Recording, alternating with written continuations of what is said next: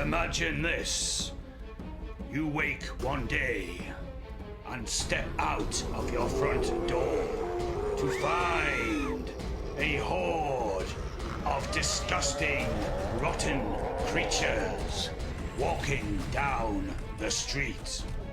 They look familiar at first, but then, when you look closer, you realize that they are no longer human at all.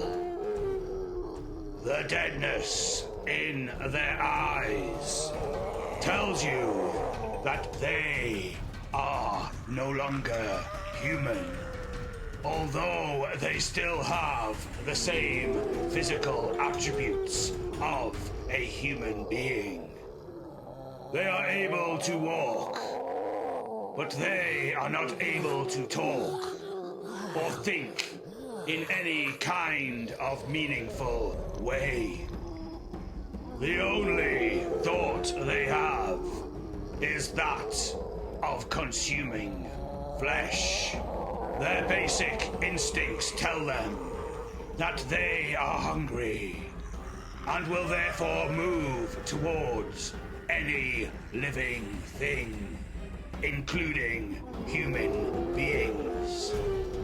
They see you as they walk along the street and then turn in direction and head towards you. Looking at their faces, you realize they have bad intentions on a primitive level as they continue to move towards you. It is at that point in time that you realize you are in the zombie apocalypse. But could this actually happen? Or is it just the stuff of science fiction? The truth is, it is possible in many ways. There are those who believe in the concept of zombies so much that they believe that even today zombies walk among us. This is a concept that goes back to tribal times. It seems like the stuff of fantasy. But in fact, such folklore has existed for millennia. The concept of the dead coming back to life with limited capacity to brain function has been around almost since the beginning of time. A necromancer uses dark magic to bring the dead back to life. But although the corpse becomes animated once again, there is very little left of the original person's soul. There is a very little brain function. Such creatures have little or no capacity for complex thoughts. They simply think of one thing: their next meal. In that they are similar to the animals that live on our planets. They function on instinct only, and it is this instinct that keeps them moving. In ancient tribal and folklore tales, it was said that a witch doctor could do this to human beings, and as such enslave them to perform simple tasks that they have been instructed to perform. There are two elements to this. One, that the dead are brought back to life with little brain or emotional function. The other is that the witch doctor does this to a living human. However, in order for the witch doctor to keep this human in this state of docility, the witch doctor would have to keep whatever is causing the human to be in this reduced state constant throughout. Ancient folklore tells us that witch doctors did this to humans as a practice, and that the humans who snapped out of this trance did not remember anything of the time when they were so subdued. It was if they were in a dream that they could not remember. One such place where this culture was prevalent was Haiti. When the Americans occupied Haiti and spoke to the locals insisted that they knew humans who had been put into this dreamlike state. People would go missing and turn up several years later with little memory of what had happened to them because of the effect of the dark magic that the witch doctor had placed them under. Scientists looked into this and found that it was in fact possible. If a powerful neurotoxin was administered to a human, which slowed their cognitive functions, they could end up living in an almost dream-like state. This would make them highly suggestible and would, in fact, make them very easily a slave.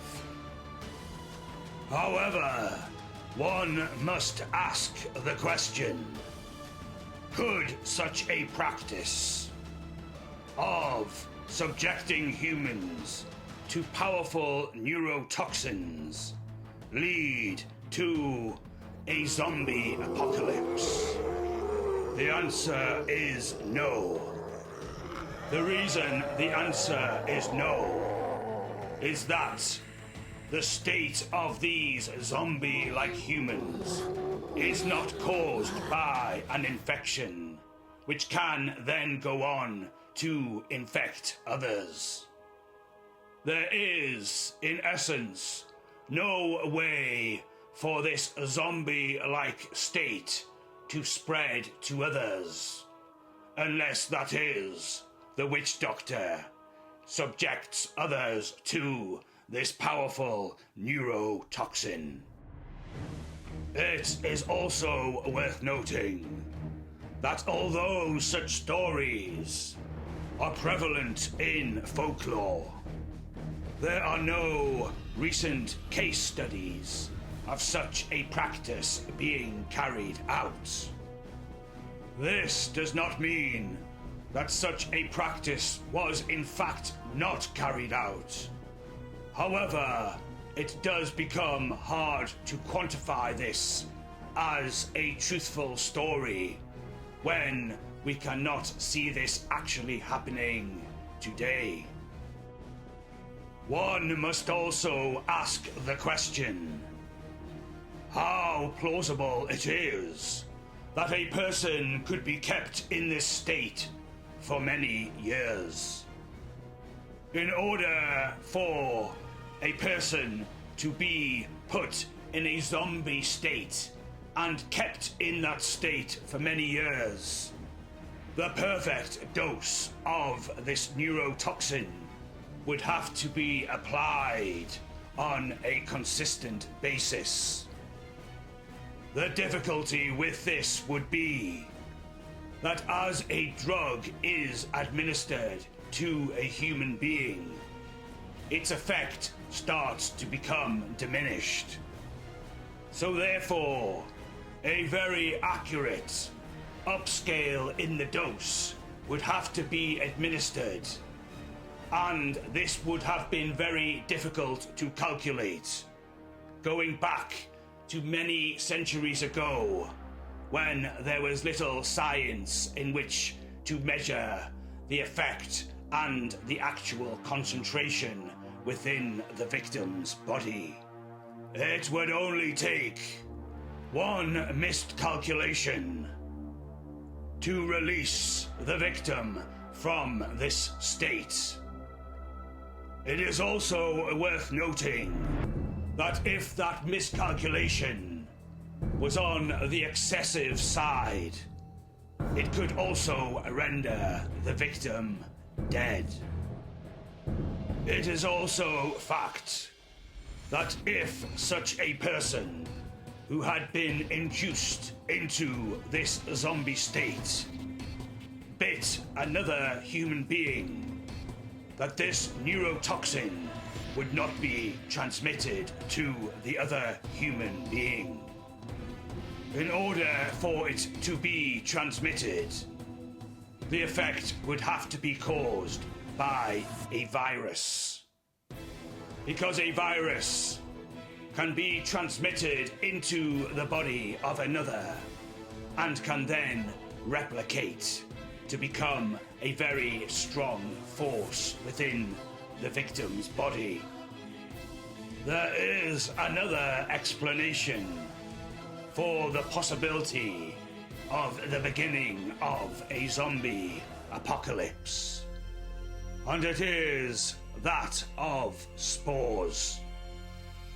Spores are typically one-celled reproductive units capable of giving rise to a new individual without sexual fusion, characteristic of lower plants like fungi. They are, in effect, very primitive seeds. They are released from fungi, and they are so light that they float into the air. They are so small that it is almost impossible to see them, and as such, it is incredibly easy to breathe them in. Spores attach themselves to other organic material and then use that organic material to grow. There are fungi that release spores which attach themselves to other creatures like ants. Having attached themselves to the ants, these spores then release powerful neurotoxins that affect the ants. These chemicals, which are spread into the ant's body, eventually spread to the ant's brain, causing the ants to have seizure-like fits. These ants are now simply food on which these spores and the fungi that grows from them can function. These infected ants come into contact with other ants, and because the fungus is growing from them, the spores are released near to the other ants, and so the other ants are also infected, causing a population of ants who have become induced into a zombie-like state as the neurochemicals from the fungal yeast affect the ants' brains. Scientists have even given such ants the nickname zombie ants. But could such a fungal infection spread to larger animals like humans. While the idea of a fungal infection in our brains is terrifying, the odds of them being able to break down the barriers are limited. But could such a fungal infection also infect larger animals? It is possible. However, it would be slightly more unlikely. These fungal infections are specifically designed to target smaller creatures. However, with mutation, it is possible that they could be a new breed of fungal infection that would be able to infiltrate larger creatures and possibly even human beings. However, it is not just the case as to whether or not such a fungal infection could get started in the human body. It is also a case of whether or not such a fungal infection could be allowed to spread to such a degree that it takes over the human's brain, when our immune system, our highly evolved immune system, would recognize it and attack it. It is also worth noting that we humans are able to spot differences in our bodies, whether that be a physical attribute or simply the feeling of feeling unwell. As such, we also have access to medicine. If a human begins to feel unwell from a fungal infection, it is likely that such a human would go and see a doctor who could diagnose what is happening inside of their body. This is obviously something that ants do not have access to. Therefore, a fungal infection can spread throughout a population of ants much more easily than it can a population of human beings. It is, however, worth noting that many infections within the human body are in fact asymptomatic. That is, they do not show any symptoms of being present. So if a human had been infected by a fungal infection, and this infection was within the body, so therefore impossible to see, if that fungal infection did not cause any side effects of feeling unwell, at least for the first 2 or 3 months, then it is possible that the fungal infection could spread throughout the body to such a degree that another human could infect another human. Going back to the idea of the neurotoxin being responsible for producing a zombie-like state, it is not just the witch doctor that we would have to fear in terms of this. There are many animals on our planet which use powerful neurotoxins to enable them to hunt. Spiders and snakes use neurotoxins on a regular basis. They use the neurotoxins to disable their host so that they can either ingest the host or use the host as a food source to provide energy for the growth of its young. These creatures, having almost completely disabled the victim, lay their eggs inside of the victim. And when these eggs hatch, the younglings eat the host from the inside out. The victim in this case, being almost completely incapacitated, stumbles around with limited motion and limited cognitive function.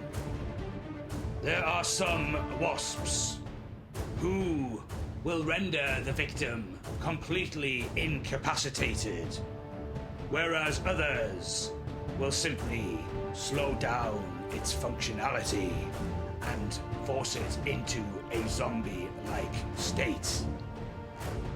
There is a particular species of wasp named Zatopota persontatoria, who is the most notable in this regard. It deliberately targets young spiders, and it does not completely incapacitate them. Instead, it slows them down and forces them into a zombie-like state. But could this happen to humans? Could a wasp inject a human with a neurotoxin and then, through larvae, inject the human with a continuous supply of a particular hormone that left the human in a zombie-like state? It is unlikely that such a situation could affect a human being, because humans are much larger than spiders, and therefore it would require a much larger dose of the specific hormone. It is also worth noting, as previously mentioned, that we have a much more advanced and evolved immune system, which would attack the larvae which are growing within our bodies. And also, as noted previously, as intelligent human beings, we would notice that something is going wrong with the body, and as such, we would visit a doctor who would examine us and find us a cure. There is no reported case of a wasp trying to infect a human being. That is because they instinctively go after smaller creatures, where their rate of success will be infinitely much higher. There are many organisms that affect the growth and behavior of other organisms. When we look at the beautiful diversity of the plants of our planet, we simply have to be in awe. These plants grow and provide us with the food that we need to survive. However, there is a bacteria which is called phytoplasm, which has been affecting plants for millennia. These phytoplasm infect plants and force the plants into very severe changes in growth. They form spots that have only one purpose: to spread the bacteria further. But these phytoplasm bacteria do not only affect the growth of plants, but also change their very function. There are plants which have been infected by this phytoplasm, which no longer produce flowers that enable the plant to spread itself. Instead, it's as if the plant becomes a slave to the phytoplasm and only exists to further spread the phytoplasm's bacteria. So the question must be asked, could this phytoplasm infect human beings? The answer is yes. However, could this phytoplasm affect our very functioning? The answer is no. The reason being is that, unlike plants, we have a central processing unit, our brain. And our function is not just based on our structural growth. It is based on our brain function and how that interacts with the hormones which are spread throughout our bodies. Humans can, however, be infected by parasites. And there are many parasites that do, in fact, affect our brains. The symptoms of parasites in the brain include seizures and headaches.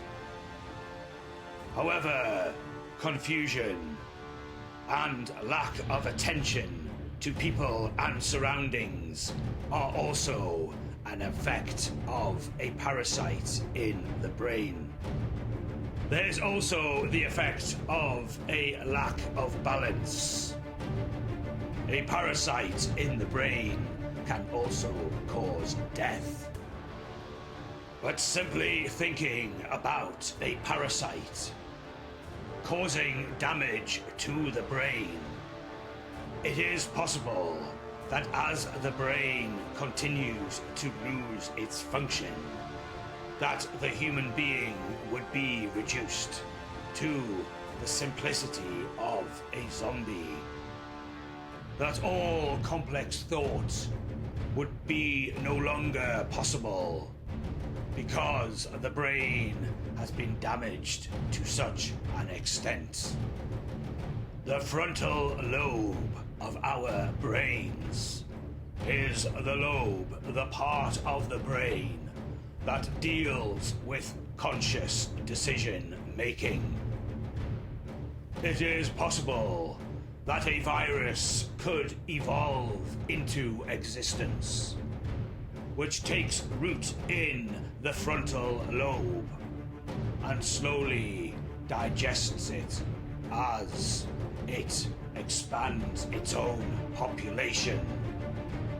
With the frontal lobe of the human being rendered completely unfunctional, the human being would simply function on an instinctive and a basic functionality. Such a human being would only think of feeding itself, and as such, with its decision-making process completely rendered unfunctional, may see other humans as a source of food. Such a human being would find it impossible to look after themselves, and so would not wash or clean. And if such a human being became infected with a rash or some skin condition, they would not think to go to a doctor and have it taken care of. And as such, they could appear to be completely dishambled enough to resemble what is the typical image of a zombie. At present, there is no such parasite. But as we all know from the COVID epidemic, mutation can bring into existence almost unlimited creatures. And as such, although we feel safe now, In the future, it could be that such a parasite comes into existence. Most of us will be aware of mad cow disease. Mad cow disease affected cattle and turned their brains into complete and utter unfunctionability. This was then spread to some humans and left them in an incredibly docile state. What is particularly scary about mad cow disease is that it is not caused by a virus or a bacteria. It is, in fact, a prion disease. Prion diseases are transmissible, untreatable, and fatal brain diseases which occur in mammals. Their cause is highly unusual. The host's normal prion protein can, for unknown reasons, malfunction and assemble into structured aggregates called prions that cause the infected brain to malfunction. The effects of mad cow disease are memory problems, behavioral changes, clumsiness, strange visions, and also blindness and dementia, which also can lead to coma and eventual death. Though this disease can be genetically inherited, the number of cases of this disease went up dramatically due to people ingesting infected cows. When we look at the stereotypical behavior of a zombie, it mimics very closely the behavior of somebody with advanced mad cow disease. What also pulls mad cow disease in line with the idea of a zombie apocalypse is the fact that it can also be spread through contact. Mad cow disease, also known as variant Creutzfeldt-Jakob disease, is also more in line with a zombie apocalypse because it can be spread through blood. So, in effect, if a person who had mad cow disease bit into your arm and there was blood already inside of the infected person's mouth, then this blood could mix with your blood and affect you with the disease. During the outbreak of mad cow disease, the British government killed 4.4 million cattle in an attempt to stop the spread of the disease. Other governments also put into place very strict measures, like Finland, who even banned British residents from donating blood to their country. In the year 2000, scientists were exploring an ancient ice in the Siberian permafrost. This area had not been defrosted for tens of thousands of years, and as such, it provided a time capsule into a world long ago.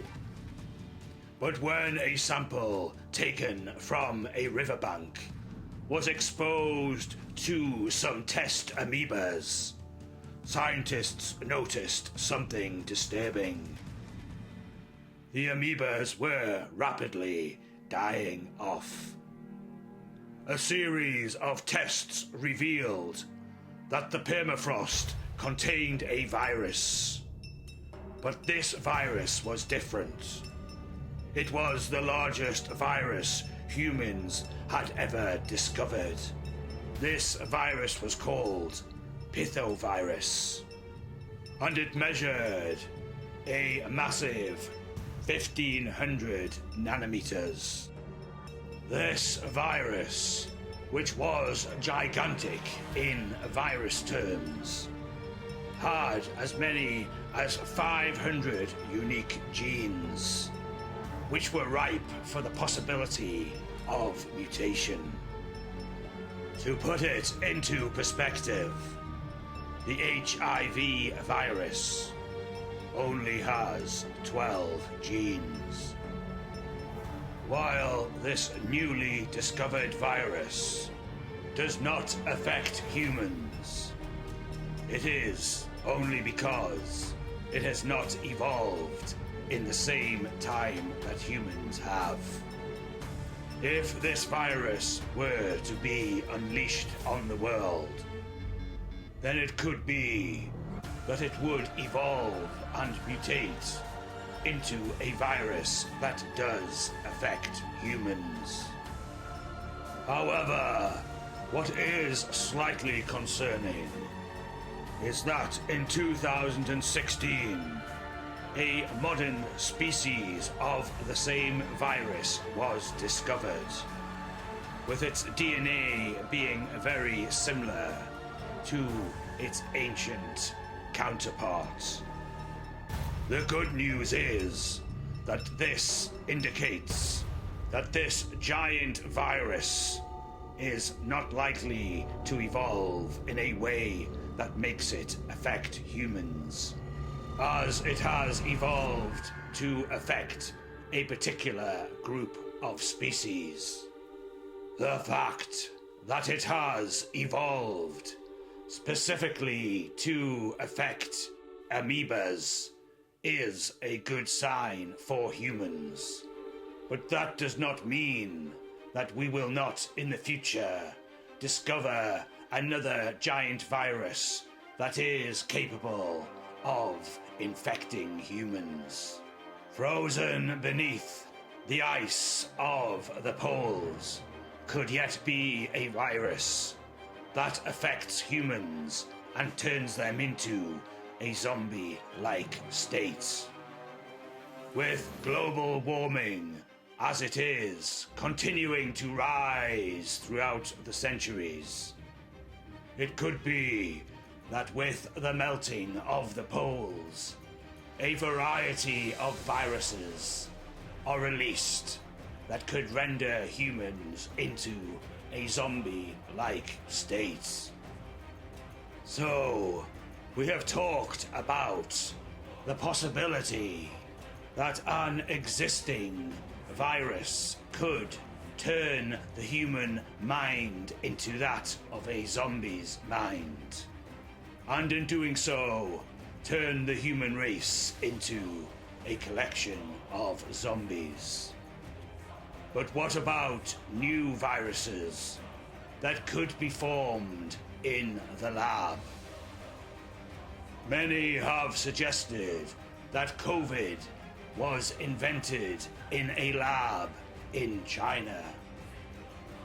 And this poses a warning to us all.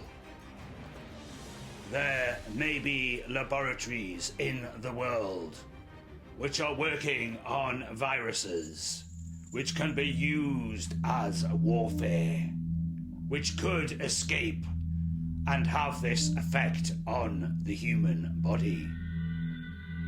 It would be incredibly irresponsible of a government to develop such a weapon. But we could say exactly the same thing about the development of nuclear weapons. The only saving grace in the hope that a government does not generate such a weapon would be that, at least with nuclear weapons, they are target specific. A virus can never really be target specific because humans do interact. And if one country decided to infect another country with a lethal virus, it would be almost impossible to limit that virus to that particular country. Even with the most stringent of isolation methods, a virus would somehow find a way. We have seen that with the COVID epidemic. Despite the measures of all governments around the world, the virus spread across the planet. But on the microscopic level, it does not have to be a virus or a bacteria that could render humans into a zombie-like state. One area of intense research is that of stem cells. Stem cells are cells that can be formed into other types of cells. They are in effect embryo cells that have the ability to redevelop themselves into many forms. There is much research at the moment into the use of stem cells. The stem cells would be used to reanimate or bring back to life cells that have been dead for some time. In effect, you would be raising the dead. And this is the very principle of the zombie. The very principle of the zombie is that of bringing a person who is dead back to life. By injecting a dead person with stem cells, it could be possible that you could bring them back to life. Of course, the damage caused by the death process would be very much irreversible. So bringing them back to life as they were would be almost impossible. However, it could be possible that they would be brought back to life, just with the brain damage that they had suffered during the death process. This would, in effect, turn the dead person into a living creature with limited brain capacity. A creature that functions only on its basic instincts and desires for survival. Such a creature would think only of food, and as such, would see all living things as a possible source of nutrition. If a person has died from severe brain injury, stem cells could be used to regenerate the brain. However, the brain would be changed from what it was before the person died. It is unclear as to how this would affect the brain and how similar that person would think to how they thought before. The danger would be that people with little morals could use stem cells to bring dead people back to life and make them highly suggestible and in effect make them slaves. This would be very similar to the folklore of witch doctors using neurotoxins to make people very suggestible. It may seem far-fetched, but even with the advancements in human biology and technology, the brain is still a mystery to us. We have a basic knowledge of how it works, and how our personalities and behavior stems from this. But we do not know for sure how this interacts with the soul. It could be that even if you were able to completely repair the brain back to its original state, that something in the death process changes the person forever. It could be that having died, they lose their soul, and that their soul is what made them human in the first place.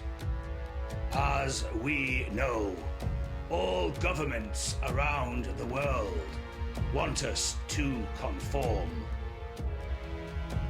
They have developed laws and punishments in order to contain us human beings and to create order. Could it not be beyond the realms of science fiction and the morality of governments that a government could develop a virus that makes humans more docile and therefore easier to control? This seems deeply immoral. However, we as humans have already done this with wolves. The dogs that share our homes are the descendants of wolves, who have been bred to be more docile, so that we as humans, as the superior race, are able to control them.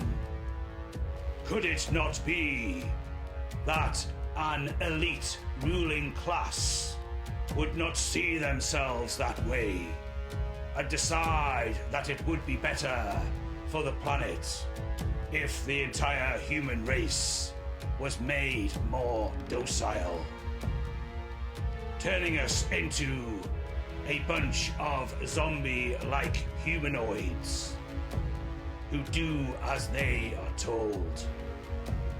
Another way in which humans could be turned into zombie-like creatures would be through the use of nanotechnology. Since the Industrial Revolution, the technology of our planet has continued to advance at an incredible and alarming pace.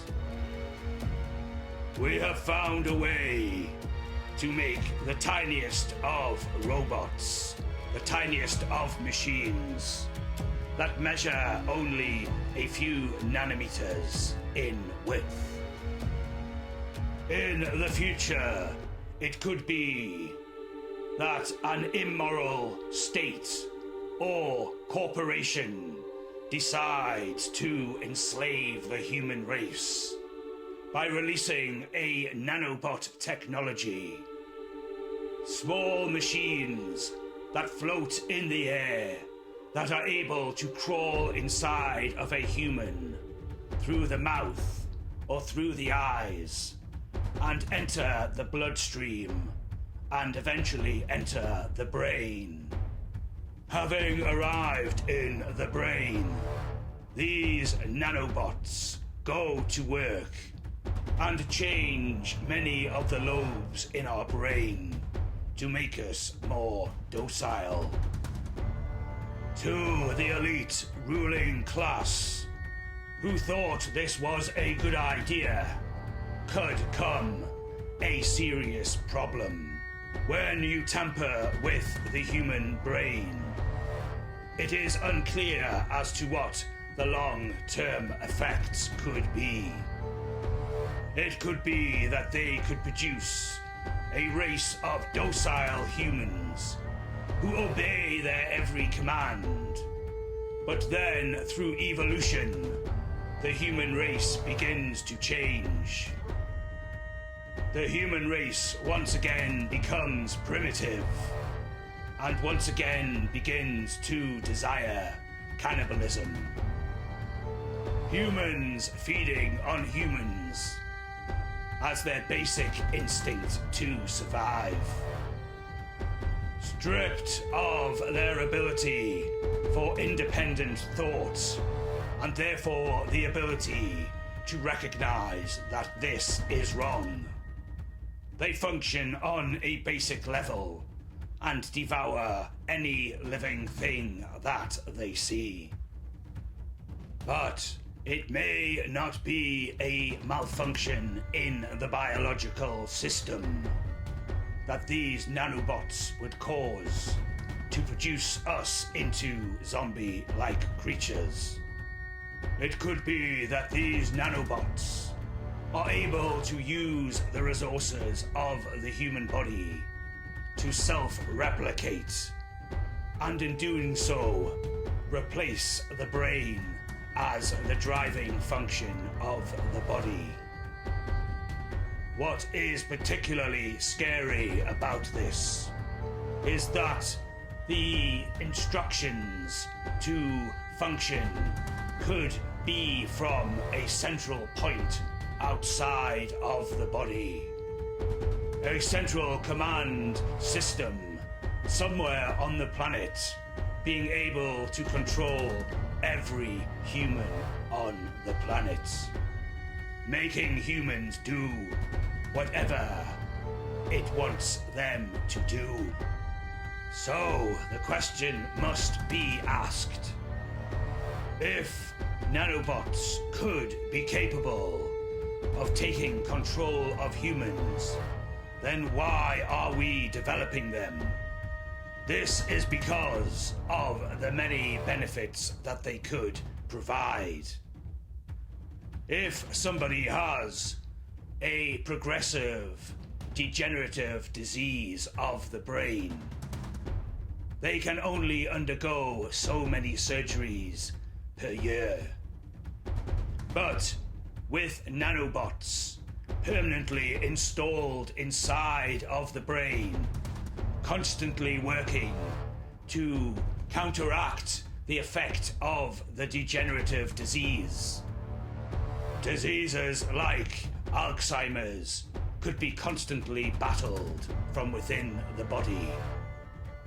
Alzheimer's destroys a person's memory and erodes their personality as a consequence of it. However, if we had nanobots inside of a patient's brain, constantly repairing the synaptic pathways of the brain, this could keep Alzheimer's at bay and even almost eradicate it.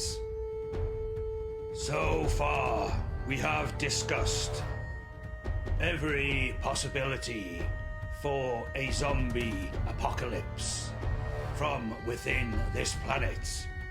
But there is another source that could provide a virus or a bacteria that could render humans into a zombie state. It has been suggested by scientists that DNA came from outer space, that an asteroid or a comet crashed onto Earth carrying the sacred, life-making DNA molecule. And from there it spread across the planet and evolved until it made us. What is to say that such a virus containing the instructions to turn living creatures into a zombie state is not floating towards Earth right now. We have a fairly good idea of all the viruses that are on our planet. However, we do not even know about all the viruses that lie underneath the poles of our planet. So one thing is for sure, we do not know at all about any potential viruses that could be coming from outer space. How could we, after all? We do not even know if there is other life out there.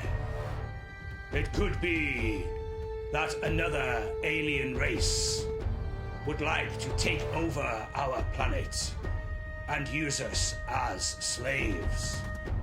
Such an advanced alien race could send a meteor to our planet, or even deliver the virus to our planet through mechanical means, knowing that this virus would spread throughout the planet, leaving us in a docile and suggestible state. This would obviously make it very easy for this alien race to enslave us, and so not only take over our beautiful, bountiful planet, but also create a race of cheap and forced labor. This is obviously the stuff of science fiction. But then again, the entire concept of the zombie apocalypse is one of science fiction itself. However, that does not mean that it could not come true. There are so many things in old science fiction movies that have now begun to become true. So, why could the zombie apocalypse not be caused this way? We as humans have no idea what the future will bring. One thing we do know is that life will change and evolve as it always has. Whether that will one day lead to the zombie apocalypse is impossible to know. But what we do know is that we as a race should be ready to be able to counteract such an event, to save ourselves and to save our planet.